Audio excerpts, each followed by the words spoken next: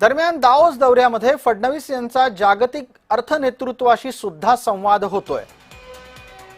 मुख्यमंत्री आणि जगातील अर्थविषयक महत्त्वाचे घटक हे परस्परांशी संवाद साधत भारतातल्या तसंच महाराष्ट्रातल्या गुंतवणुकीसाठी भेटीगाठी करताना दिसतायत। दाओसच्या दौऱ्यामध्ये कुणाकुणाशी फडणवीसांच्या भेटी झाल्या ते आता आपण पाहणार आहोत। मुख्यमंत्री देवेंद्र फडणवीस आणि जागतिक बँकेचे अध्यक्ष अजय बंगा यांच्यामध्ये भेट झाली। महाराष्ट्र हरित औद्योगिक पट्टा विकसित करण्यासाठी फडणवीस आणि बंगा यांच्यात चर्चा झालेली आहे। ह्युंदाईचे अध्यक्ष सुंग किम आणि मुख्यमंत्री फडणवीस यांची भेट झाली। महाराष्ट्राच्या ईव्ही धोरणाची सुंग किम यांच्याकडून प्रशंसा तर झालीच, पण त्याचबरोबर ह्युंदाईच्या पुणे प्रकल्पाच्या उद्घाटनाला फडणवीसांनी यावं असं त्यांना निमंत्रणही देण्यात आलं। मुख्यमंत्री देवेंद्र फडणवीस आणि बर्मुडाचे पंतप्रधान डेव्हिड बर्ट यांच्यातही चर्चा झालेली आहे। JBICचे गव्हर्नर याशिनोबुमित्सु यांनी भारत आणि जपान सहकार्य संबंधात मुख्यमंत्र्यांची भेट घेतली आहे।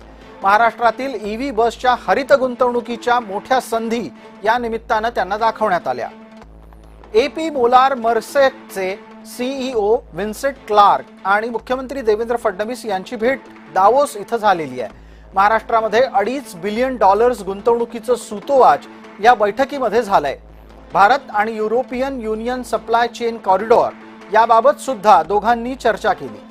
फिनलंडचे परराष्ट्र व्यापार व्यवहार आणि विकास मंत्री विले त्याविओ आणि मुख्यमंत्री देवेंद्र फडणवीसही दावोस इथं भेटले आहेत।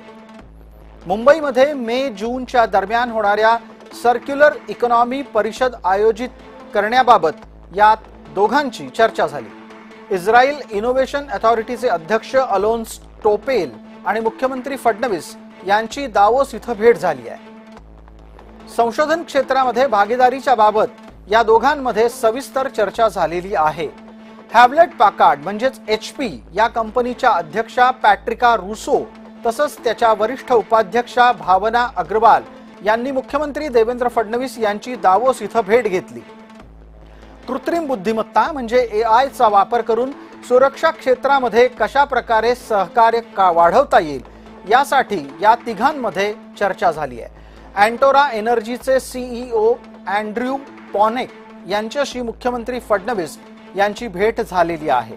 दावोस मधल्या या भेटीत थर्मल एनर्जी साठवणूक याबाबत दोघांमध्ये परस्पर चर्चा झाली आहे। MIT मीडिया लॅबच्या कार्यकारी संचालक जेसिका रॉसन वर्सल यांचीही फडणवीस यांनी भेट घेतली आहे।